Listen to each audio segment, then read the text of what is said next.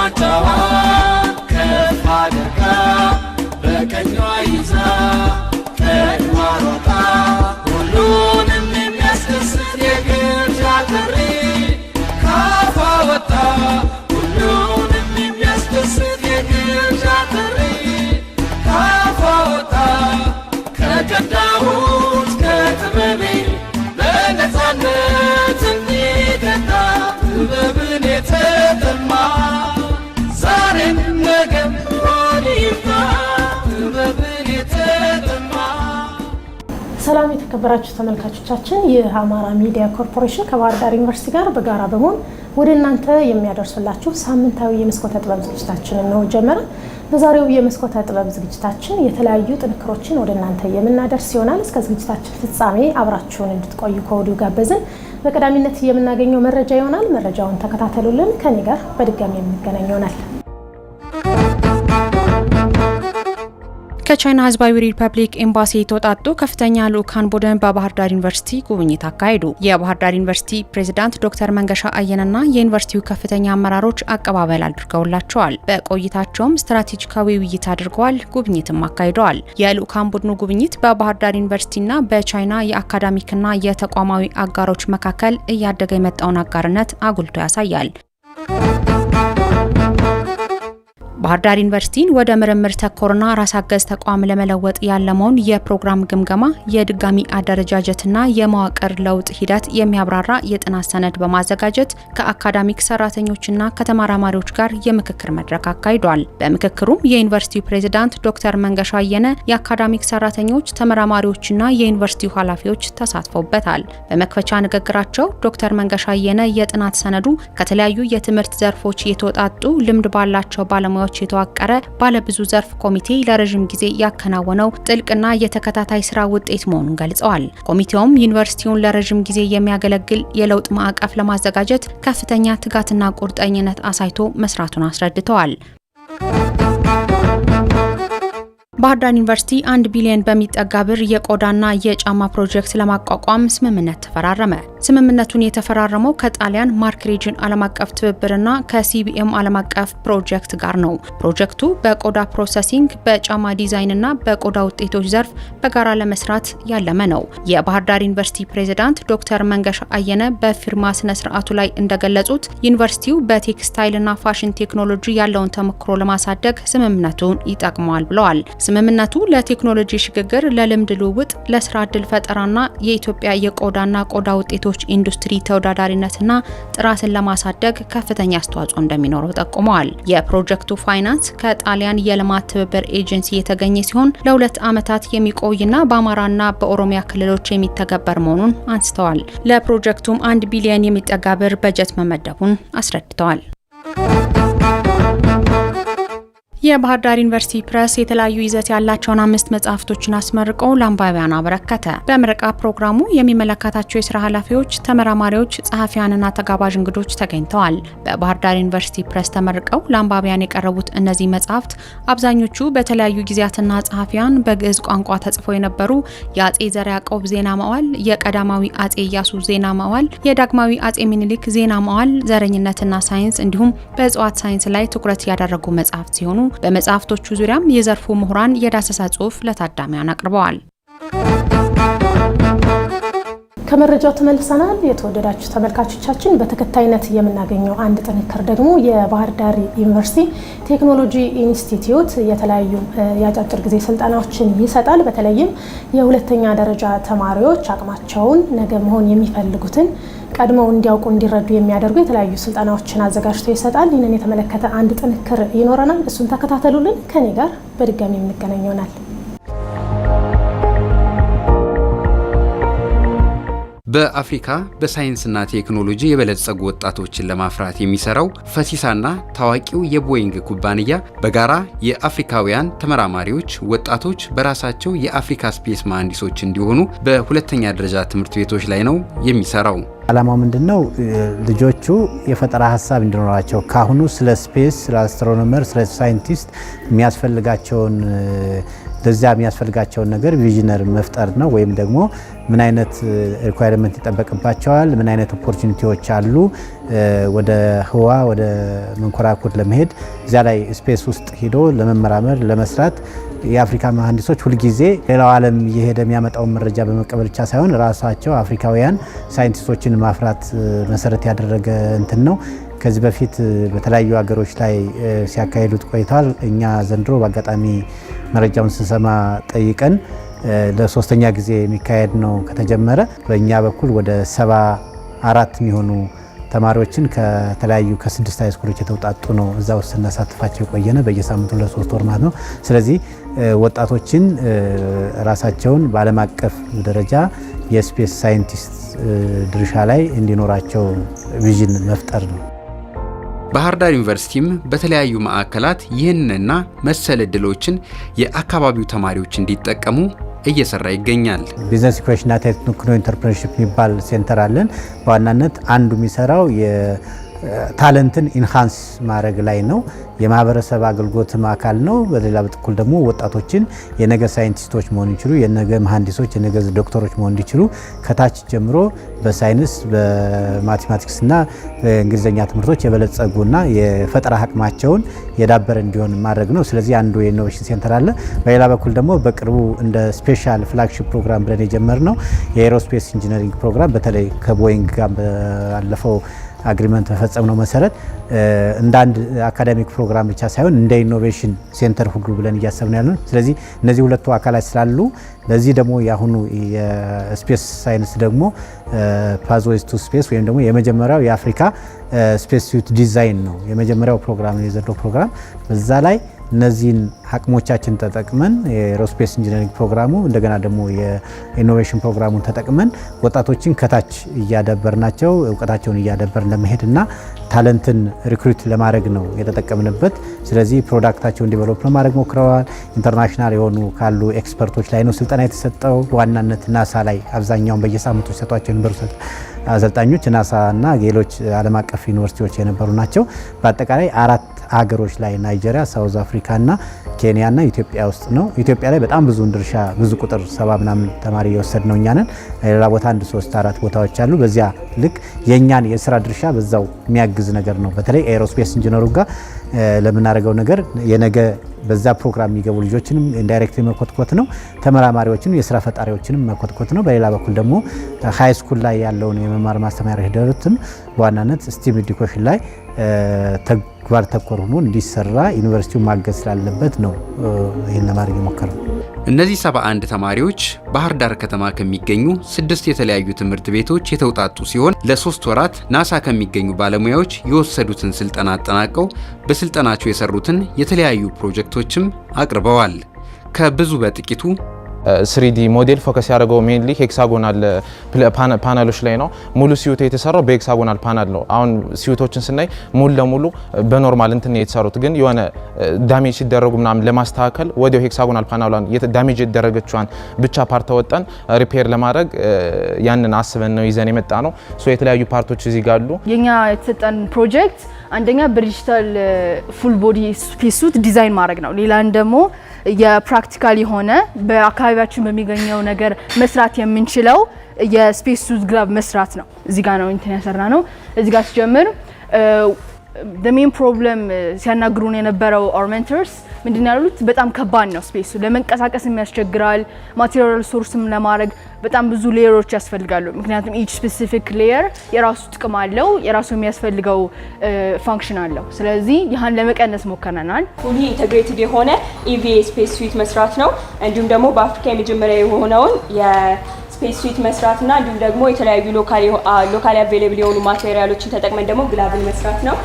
ታርጌት ሚሽናችን ለማርስ ኢንቫይሮንመንት የሚያገለግለውን ስፔስ ስዊት መስራት ነው። ስፔስ ላይ ሙቀት አለ፣ ጨረር አለ፣ ፊዚካል ችግሮች አሉ፣ ሌሎችም ችግሮች አሉ። እነሱን ሊፈታ የሚችል መስራት ነበረብን ብለን ያሰብነው። ስለዚህ ይሄ የምትመለከቱት የስፔስ ግላብ ኖርማሊ ከኖርማሉ ከስፔስ ናሳ ከሚጠቀመው ስፔስ ግላብ ራሱ ተመጣጣኝ የሚባል ኳሊቲ ኖር ይችላል ብለን አስበን የሰራ ነው። እንግዲህ ውጭ ሌየር ላይ ነጭ ቀለም የቀባን ነው ሞር ራዲዬሽን ለማንጠር ብለን ነው። በተሻለ አቅም ራዲዬሽን ለማንጠር ብለን ነው። ቀጣይ ደግሞ የተጠቀምነው አሉሚኒየም ፎይል ነው። እኛ መሰረት አድርገን የሰራ ነው ምንድነው የመጀመሪያ ብዙ ኬዞች ላይክ ፕሮብሌሞች አሉ አሁን ባሉት ስፔስ ዩሮች ላይ። ስለዚህ እኛ እነዛን ፕሮብሌሞች ይፈታሉ ብለን ያሰብናቸውን አንዳንድ ነገሮች ተጠቅመናል። ለምሳሌ አሁን ላይ ባለው ነባራዊ ሁኔታ ስፔስ ዩሮች የሚሰሩት 14 ላየሮችን ተጠቅመው ነው። እነዛን 14 ላየሮች እኛ በ6 ላየር አጠቃለን ጨርሰናል። እኛዋ ምንድናት እዚህ ጋር ትገጠምና የሰውየውን ሙሉ ሲቹዌሽን ሙሉ ሁኔታ ላይክ ኦክሲጅን ብሪዚንግ ሲስተም ያሉትን ሙሉ ነገሮች ኮንትሮል ማድረግ የምትችል ፓርት ነው። በናሳ ባለሙያዎች የሰለጠኑ ተማሪዎችም ቆይታቸውን ይናገራሉ። እኔ ወደፊት ላይ አቪዬሽን ዩኒቨርሲቲ አካባቢ መግባት ፈልጋለሁና አቪዬሽን ገብቶ ማብረር ብቻ ሳይሆን እንዴት መስራት እንደምንችለው ራሱ ብዙ እውቀቶች ማግኘት ያስቻለን ነው፣ ጠቅሞናል። ቆይታችን ብቻ ከኛ ካሪክለም ወይም ደግሞ ከኛ ትምህርት የተለየ ነው። እንደገና ሙሉ ለሙሉ እንግሊዘኛ ቋንቋ ነው የምንጠቀመው። በተጨማሪም ደግሞ ትልልቅ የሚባሉ ዶክተሮች ናሳ ውስጥ የሚሰሩ ሰዎች ናቸውና ያገዙን የነበሩት ለኛ ሞቲቭ ነው የሚሆነው። በጣም ለወደፊት ተበርታተን ትልቅ ውጤት ማምጣት እንድንችል ሞቲቭ ነው የሆነን ማለት ነው። በትልቅ ሰዎች ይሄን ስልጠና ማግኘታችን የሆነ ስራ ለራሳችን የምንሰጥ ነው። ምክንያቱም ቀጣይ ስንመጣ ምን ማሻሻል አለብኝ፣ ስለምን ልንማር እንችላለን፣ ወይም ደግሞ ወደፊትስ ምን መስራት ይችላል የሚሆን ለራሳችን የቤት ስራ ሰጠን የተሻለ ውጤት ማምጣት እንድንችል በጣም አግዞናል። እንደገና ደግሞ በተጨማሪም ዓለም አቀፍ ተማሪዎች ጋር ራሳችን ማወዳደር ችለናል። ምን ላይ ደረጃ እንዳለን የኛ ካሪኩለም ምን ላይ ደረጃ እንዳለን አይተንበታል ማለት ነው። ቆይታችን በጣም ደስ ይላል። ወደ 3 ወር ያክል ነው የቆየ ነው እና በዚህ ቆይታችን የተወሰነ ከምናውቀውም እንዲሁም ደግሞ የማናውቃቸውንም ብዙ ነገሮች እንድናቅ ነው ያደረገን።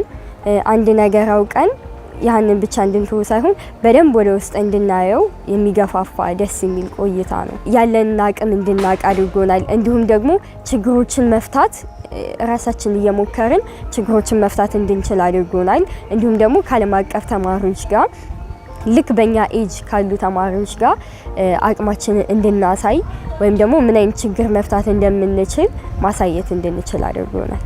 እነዚህ ተማሪዎች ስልጠናቸውን በአግባቡ እንደተከታተሉ የባህር ዳር ቴክኖሎጂ ኢንስቲትዩት የምርምርና ማህበረሰብ አሳታፊነት ምክትል ሳይንቲፊክ ዳይሬክተር ዶክተር ሙሉቀን ዘገየ ይናገራሉ።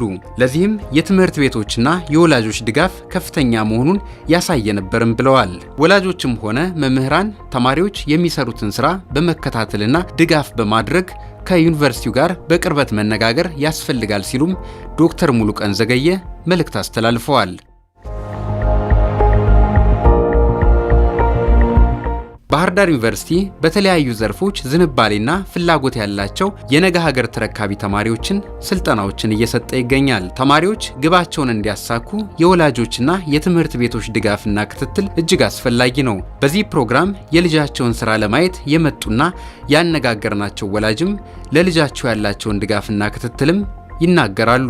ይሄ ሀሳብ በመጀመሪያ ልጄ ፍላጎት ኖሯት ወደ እኔ ስታመጣው የሷን ፍላጎት ነው እኔ ደገፍኩት። በስር በመከታተል ስትወጣ ስገባ ለመስራት ስፔስ ሳይንስ ምንድነው የሚለውን ነገርና በአካባቢ ባሉ ነገሮች አንዳንድ ማቴሪያሎችን ተጠቅማ ለመስራት ስትታትር ድጋፍ አደርጋለሁ፣ ብርታት እሰጣለሁ፣ እከታተላለሁ።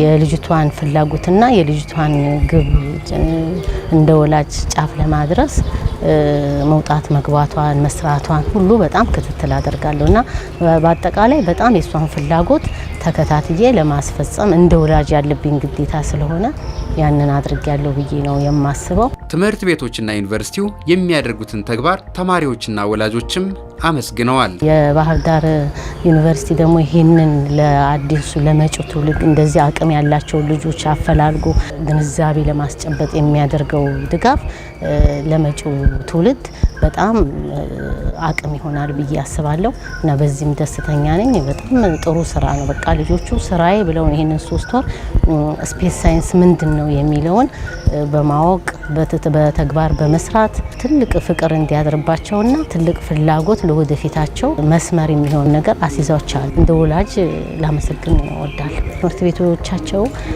አቅም ያላቸው ፍላጎት ያላቸውን ተማሪዎች መርጦ ከመላክ ባሻገር ትልቅ አቅም ሆነዋል ብዬ ነው የማስበው። አሁን በእኛ ጊዜ በ10ኛ ክፍል በ11ኛ ክፍል የዩኒቨርሲቲን በር አይተነው አናውቅም። ይሄ ግን ዩኒቨርሲቲ ምንድነው፣ ስፔስ ሳይንስ ምንድነው የሚለውን ገና በዛ እድሜያቸው ተቀርጾባቸው እንዲያድር የልጅነት ፍላጎታቸውን ግብ እንዲያደርሱ ጥረት እንዲያደርጉ ክትትልና ድጋፍ ትምህርት መስጠት ይሄ ትልቅ አቅም ነው ለትውልዱ ብዬ ነው የማስበውና ትምህርት ቤቶችም በጣም ጥሩ እገዛ ነው።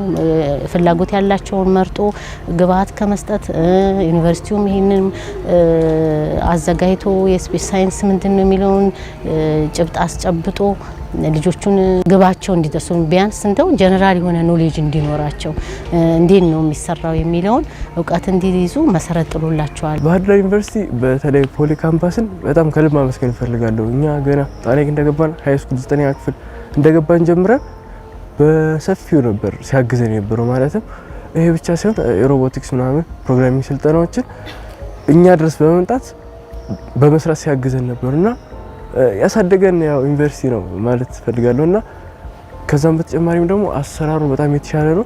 ብዙ ውጤት ማምጣት የሚችል ዩኒቨርሲቲ ነው እና በተለይ ልጆች ላይ የሚሰራው ስራ ይበል የሚያሳይ ነው። እናም ከልብን አመሰግናለሁ። እንደዚህ ባህር ዳር ዩኒቨርሲቲ መጀመሪያ በጣም ማመስገን እፈልጋለሁ። ምክንያቱም ይሄ ብቻ አይደለም፣ ከዚህ በፊትም ስልጠና ተዘጋጅቶልን የነበረ በትምህርት ቤታችን፣ እንዲሁም ደግሞ የተለያዩ ውድድሮችን ሲኖር እድል ያመቻችልናል። ይህንን እድል ደግሞ የሚያመቻችልን ዋናው አካል እሱ ስለሆነ መጀመሪያ በጣም ማመስገን እፈልጋለሁ። የአፍሪካውያን ተማሪዎች የህዋ ሳይንስ እውቀት እንዲኖራቸው የሚያደርገው የናሳ ስልጠና ቢጠናቀቅም ባህር ዳር ዩኒቨርሲቲ በሰለጠኑት መሰረት ወደ ተግባር እንዲገቡ ድጋፍና ክትትል እንደሚያደርግላቸው ዶክተር ሙሉቀን ይናገራሉ። ስልጠናው አጠቃላይ ቀጣይነት ያለው ነው። ዛሬ የምርቃት ፕሮግራም የመጨረሻ ፕሮግራም አልነው እንጂ እንደኛ ከነዚህ ልጆች ውስጥ የኢኖቬቲቭ አይዲያ ያላቸው ልጆች መርጠን ሜንተር እያደረግናቸው እየተከታተልናቸው ነው የምንቀጥለው። ስለዚህ በማንኛውም ሰዓት የኛን ሪሶርሶች የኛን ሜንተሮች የኛን ባለሙያዎች እየተጠቀሙ የፈጠራ ሀሳባቸውን ያዳብራሉ ማለት ነው። ስለዚህ የሚቀጥል ነው። እኛ የምንጀምረውን የሚቋረጥ ነገር አንጀምርም። በሌላ በኩል ሁለተኛ ሶስተኛ ዙርም በየአመቱ ይቀጥላል።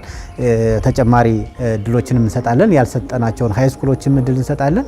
ያልሰጠናቸውን ተማሪዎችም እድል እንሰጣለን። እነዚህንም ግን የፈጠራ ሀሳባቸው የሚዘልቅ እስከሆነ ድረስ ይህን ነገራቸውን በየጊዜው እየመጡ እንዲቀጥሉ ነው የምንፈልገው። በነገራችን ላይ ማሰልጠንና የሆነ ፕሮቶታይፕ ማስመረት ብቻ አይደለም፣ ኢንተርናሽናል ኮኔክሽን ሁሉ እንፈጥርላቸዋለን። የትምህርት እድል ውጭ እንዲያገኙ፣ የተለያዩ ፈጠራ ውድድሮችን ወደ ውጭ ሄደው እንዲሳተፉ፣ የተለያዩ ስልጠናዎች ኢንተርናሽናል ስልጠናዎች እንዲያገኙ ሁሉ ሜንተርና ድጋፍ እናደርግላቸዋለን ማለት ነው። ስለዚህ የሚቋረጥ ነገር የለም፣ የሚቀጥል ነው ማለት ነው። ተመልካቾቻችን እየተከታተላችሁ የምትገኙት መስኮተ ጥበብ ዝግጅታችንን ነው። በዛሬው የመስኮተ ጥበብ ዝግጅታችን የመጨረሻ ወደ ሆነው ጥንክር ነው የምንሻገረው። በመጨረሻነት የምናገኘው ባህር ዳር ዩኒቨርሲቲ ከመማር ማስተማር ከምርምር ስራ በተጨማሪ የማህበረሰብ አገልግሎት ስራዎችን ይሰራል። ማህበረሰቡን በማሳተፍ የተለያዩ የአጫጭር ስልጠናዎችን ይሰጣል። ከአማራ ልማት ማህበር አልማ ጋር በጋራ በመሆን በብቁ ወጣት ፕሮግራም የአጭር ስልጠናዎችን ለስራ ፈጠራ ወጣቶች የተሰጠ ስልጠና የምናገኘው ነው። ይህ ስልጠና ምን ይመስላል የሚለውን ከፕሮግራሙ ተከታተሉልን፣ አብራችሁን ቆዩ።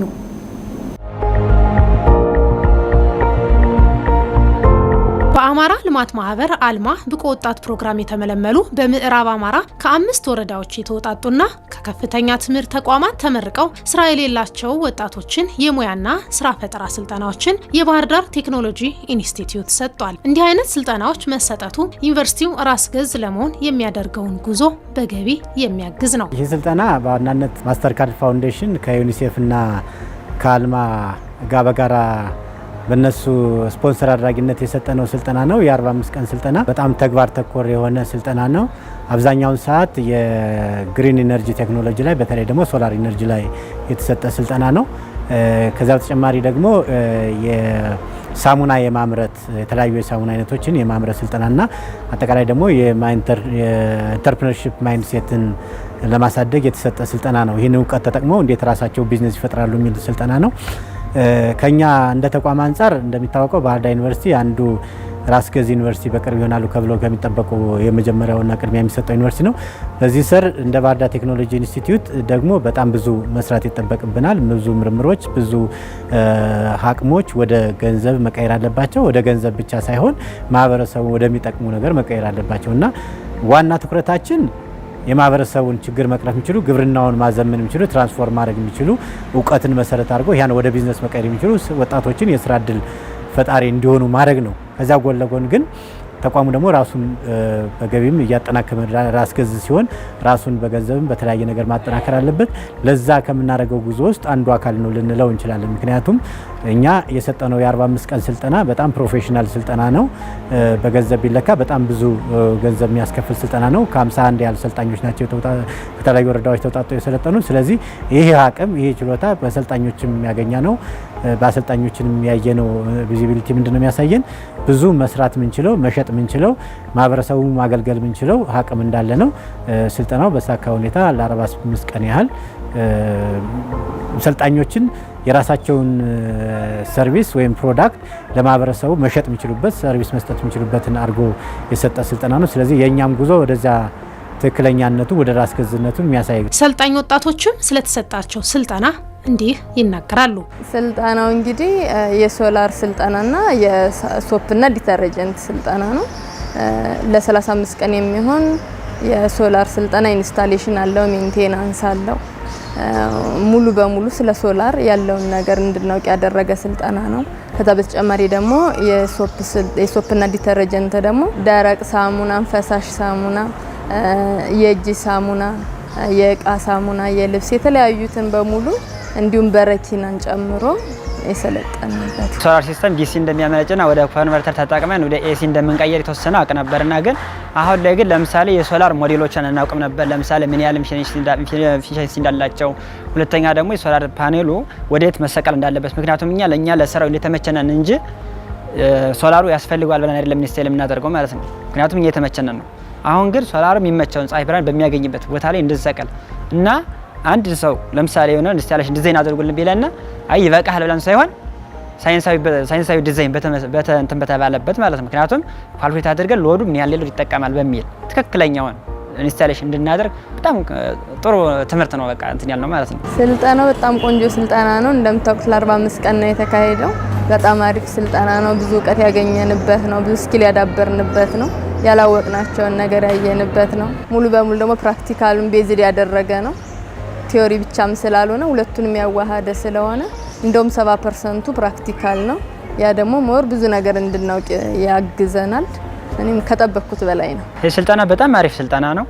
በጣም ምክንያቱም እስካሁን ድረስ ለምሳሌ የሚሰሩት አካባቢዎች አብዛኛው በዘልምድ ስለሆነ አሁን ደግሞ እኛ ቴክኖሎጂውን ትክክለኛ እንዴት መሰራት እንዳለበት በትክክል እንድንሰራ ተደርጎ የተማርንበት ትምህርት ስትራቴጂ ነው ማለት ነው።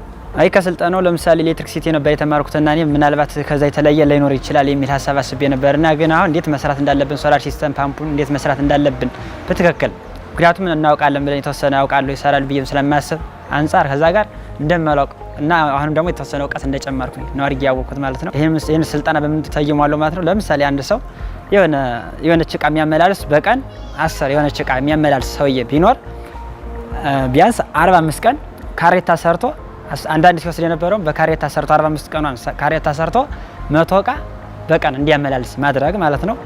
ስልጠናው 45 ቀኗ ካሬታ የምንሰራበት ቀን ማለት ነው። እዚህ ወደፊት የምንሰራው ደግሞ 100 የምናመላልሰው ስራ ደግሞ ይህን ስልጠናውን ሰርተን እዚህ ወደፊት እንግዲህ ወደ ህዝቡ ሄደን የምንሰራው ስራ ማለት ነው። ስልጠናው በጣም ቆንጆ ነው። አሁን ከስልጠናው ወጣን የምንንቀሳቀስበት ነው። በጣም ደስ ይላል። አሰልጣኞችም በጣም አሪፍ ነበሩ። እያንዳንዱን ዲቴል አይተናል። በሶላር የዲዛይን ኢንስታሌሽን ስልጠናዎችን ወስደናል። ዲዛይንም ማድረግ እንችላለን፣ ኢንስታልም ማድረግ እንችላለን፣ ሁለቱንም ማለት ነው። ከዛ ውጭ ሜንቴናንስም ሰልጥነናል። ሜንቴናንስም መስራት እንችላለን። ከዛ በተጨማሪ ግን የፈሳሽ ሳሙና ብቻ ሳይሆን የደረቅ ሳሙናም ስልጠና ወስደናል። በአማራ ልማት ማህበር አልማ የብቁ ወጣት ፕሮግራም የስራ እድል ፈጠራ ዳይሬክተሩ አቶ መኳንንት ባህር ዳር ዩኒቨርሲቲ በአጫጭር ስልጠና ከሚጠበቀው በላይ ሆኖ እንዳገኙት ይናገራሉ። ባህር ዳር ዩኒቨርሲቲ ትልቅ ዩኒቨርሲቲ፣ በተለይ ደግሞ ይሄኛው ቴክኖሎጂ ኢንስቲትዩቱ በጣም ነባር ኢንስቲትዩት ከፖሊቴክኒክ ወደዚህ የተሻገረ ኢንስቲትዩት ነው። ፕራክቲካል ስልጠና የሚሰጥ ዩኒቨርሲቲ ስለሆነ ለባህር ዳር ዩኒቨርሲቲ ትልቅ ግምት ነው ያለን። እኛ መጀመሪያ ስልጠና የሰጠነው ተመሳሳይ ስልጠና በደሴና በደብረ ብርሃን የቴክኒክና ሙያ ኮሌጆች አማካይነት ነበር። እዚህ የማስተማር እንጂ እንዲህ አይነት አጫጭር ስልጠናዎችን ይሰጣሉ ብለን አልገመትንም ነበር እና ኢንፎርማሊ ስናወራ እዚህም እንደሚሰጥ በኢኖቬሽን ፈንድ ከባህር ዳር ዩኒቨርሲቲ ዳኞች ተመልምለው ነበር አሚኮ ላይ በተዘጋጀው ዳኝነት ማለት ነው እና በዛ በነበረን ግንኙነት እንግዲህ ዩኒቨርሲቲው አጫጭር ስልጠናዎችም እንደሚሰጥ ተገነዘብ። ከዛ በኋላ እንግዲህ ከዩኒቨርሲቲ ጋር ፋርዘር ተነጋግረን ስልጠናውን መስጠት እንደሚችሉ ብቁ ባለሙያ እንዳላቸው ለዛ የሚያስፈልጋቸው እቃዎች እንዳሉ ከነገሩን በኋላ እንግዲህ ከነሱ ጋር አግሪመንት ወስደን ስልጠናውን እንዲሰጥ አድርገናልና ዩኒቨርሲቲው እንግዲህ ምንም ጥያቄ የለውም በጣም የሰለጠኑ ባለሙያዎች ያሉበት ልምድ ያላቸው እና ለስራው ለስልጠና የሚያስፈልግ እቃ ያለበት ቦታ ስለሆነ ከዛም በላይ ደግሞ አሰልጣኞቹ በራሳቸውም በቢዝነስ ዘርፍም የተሰማሩ ስለሆነ ስልጠናውን በደንብ አድርገው የሰጡልን እንደሆነ ተገንዝበናል። ከዚህ በኋላም ከዩኒቨርሲቲው ጋር በቀጣይ ባሉን ስልጠናዎች አብረን እንደምንሰራ ተነጋግረናል። እንግዲህ አልማ ከዚህም ባሻገር በአጠቃላይ ከዩኒቨርሲቲዎች ጋር ወደ 10 ዩኒቨርሲቲዎች ጋር ሜሞራንደም ኦፍ አንደርስታንዲንግ እየተፈራረመ ነው አብሮ ለመስራት እና አንዱም የዚህ አካል ነው። ግን ዩኒቨርሲቲውን በደንብ አድርገን በሪሰርችም በጥናቶችም በተለያዩ ነገሮችም አብረን ወደፊት እንሰራለን ተስፋ እናደርጋለን። አሁን ግን በጣም ፕራክቲካል የሆነ ስልጠና ሰጥተውልናል። በጣም ነው የምናመሰግነው ዩኒቨርሲቲው። ባህር ዳር ቴክኖሎጂ ኢንስቲትዩት የማህበረሰቡን ችግር በዘላቂነት ለመፍታት ከተለያዩ ተቋማት ጋር በጋራ ይሰራል። እንደ ቴክኖሎጂ ኢንስቲትዩት በተለይ በጣም ከብዙ አገር ውስጥም አገር ውጭም ካሉ ብዙ አጋር አካላት ጋር ነው ከኢንዱስትሪ ጋር በጋራ እንሰራለን፣ ከትምህርት ተቋማት ጋር እንሰራለን፣ ከጤና ተቋማት ጋር እንሰራለን፣ ከአጠቃላይ ከግብርናው ሴክተር ጋር የሜካናይዜሽንን መሰረት ባደረገ ስራ እንሰራለን። አሁን ደግሞ ልክ እንደዚህ እንደምታየው ከኢነርጂን መሰረት ያደረገ ሶላር ቴክኖሎጂ ጋር ስልጠና ሰጠናል። ይህ ስልጠና የሰጠነው በተለይ በጣም ትልቅ አጋር ከሆነው አልማ ጋር ነው፣ እንደገና ደግሞ ከሌሎች ሳፖርት ድርጅቶች ጋር። ስለዚህ ማለት አጠቃላይ ማህበረሰቡ ላይ በጋራ ለመስራት ከቴክኒክና ሙያ ተቋማት ጋር ከቢሮዎች ጋር በጋራ ነው የምንሰራው። ምክንያቱም የኛ ስራ ቴክኖሎጂ ማሻገር ነው። ቴክኖሎጂ የሚቀበለን እንፈልጋለን። ማህበረሰብ ተሳትፎ ነው። ማህበረሰብ ተሳትፎ ማህበረሰቡ ጋር የሚሰራ ብዙ ተቋም የተለያየ ተቋም አለ። ስለዚህ ያንን አቀናጅቶ በጋራ መስራት ነው። ለየብቻ የምንሰራው ስራ ኢምፓክቱን በዛ ልክ ስለማይሆን ስለዚህ የተለያዩ አጋር አካላት ጋር በተለይ በኢኖቬሽኑ ዘርፍ፣ ስታርታፕ ዲቨሎፕመንት ዘርፍ፣ በቴክኖሎጂ ትራንስፈር ዘርፍ፣ በማህበረሰብ አገልግሎት ዘርፍ፣ በጋራ ምርምር ዘርፍ አብረን መስራት ላይ ትኩረት አድርገን ነው የምንሰራ። ለዚህም አንዱ ማሳያ አልማ ጋር ብዙ የጀመርናቸው ኢኒሼቲቮች አሉ። ከቴክኒክና ሙያዎች ጋር ብዙ የጀመርናቸው ኢኒሼቲቮች አሉ። አገር አቀፍ ከሆኑ የተለያዩ ተቋማት ጋር የጀመርናቸው ኢኒሼቲቮች አሉ። የምንሰራቸው ስራዎች አሉ። ስለዚህ እዚህ ተቋም ውስጥ 60 ዓመት በላይ የሆነው ተቋም ነው ባህር ዳር ቴክኖሎጂ ኢንስቲትዩት። ብዙ ሪሶርስ አለ፣ ብዙ የሰው ኃይል አለ። ይህንን የሰው ኃይል ብቁ የሰው ኃይል ወደ ማህበረሰቡ ጋር ኢምፓክት እንዲኖረው ካስፈልገ አጋር አካላት ያስፈልጋሉ። እነዚህ አካላት የተለያየ ሚና ይኖራቸዋል። አንዳንዶች ኢምፕሊመንተር ይሆናሉ፣ አንዳንዶች ደግሞ ፈንደር ሊሆኑ ይችላሉ። ስለዚህ እነሱ ጋር በጋራ ነው የምንሰራው። ሰልጣኞችም የባህር ዳር ዩኒቨርሲቲ ቆይታቸውን ይናገራሉ። ባህር ዳር ዩኒቨርሲቲ ያደረገልን ምንድነው? አንደኛ እንደ እህትም እንደ ጓደኛም እንደ ወንድም ቀለል ያሉ መምህራኖችን በእኛ ጋር እንዲያስተምሩ በማቅረብ በጣም የፈለጉት መጠየቅ እንደምንችል በቃ እንደ ጓደኛ በቃ ቀለል ብለን እንደሆነ እህት ምናምን ትልል ይችላል። እንደ ጓደኛ በቃ የምንፈልገው እንደፈለገን ተናገረ እንደፈለገን እውቀት እንድንሸምት አድርጎናል ማለት ነው።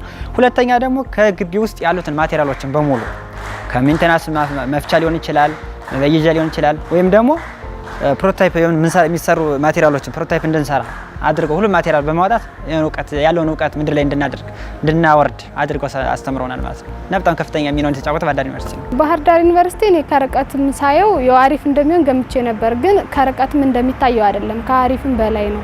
ምክንያቱም ሞር አሁን እንደዚህ ዩኒቨርሲቲ ሲባል ቲዮሬቲካል ነገር ብቻ ነው ፎከስ የሚያደርግ የሚመስለን፣ ግን ይሄ በጣም ዲቴል የሆነ ፕራክቲካል የሆነ ነገር አለ። ኢቭን አሰልጣኞቹ እንደ አሰልጣኝ ወይም እንደ አስተማሪ እንደምትፈሪያቸው ምናምን አይደለም። የፈለግሽውን ነገር ጠይቀሽ ነው፣ የፈለግሽውን ነገር አሳይተውሽ ነውና በጣም አሪፍ ነው። በጣም ይቀጥሉበት።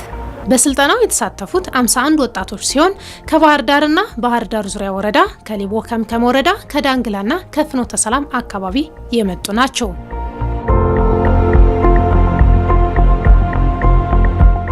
እንግዲህ ተመልካቾቻችን የዛሬውን የመስኮተ ጥበብ ዝግጅታችን ቀደም ሲል የተከታተላችሁትን ይመስል ነበረ። መረጃ ወደ እናንተ አደረስን። የባህር ዳር ቴክኖሎጂ ኢንስቲትዩት ለሁለተኛ ደረጃ ተማሪዎች በህዋ ሳይንስ ዙሪያ የተሰጠውን ስልጠና አድርሰን ነበረ። በተከታይነት ደግሞ የአማራ ልማት ማህበር ከአልማ ጋር በጋራ በመሆን የስራ ፈጣሪ ወጣቶች የተሰጠ ስልጠና ነበረ። እሱንም ወደ እናንተ አድርሰን ነበረ። የዛሬው የመስኮተ ጥበብ ዝግጅታችን ቀደም ሲል የተከታተላችሁትን ይመስል ነበር። ሳምንት በተመሳሳይ ሰዓት በሌላ ርዕሰ ጉዳይ እንጠብቃችኋለን። እስከ ሳምንት ሰላም ቆዩልን።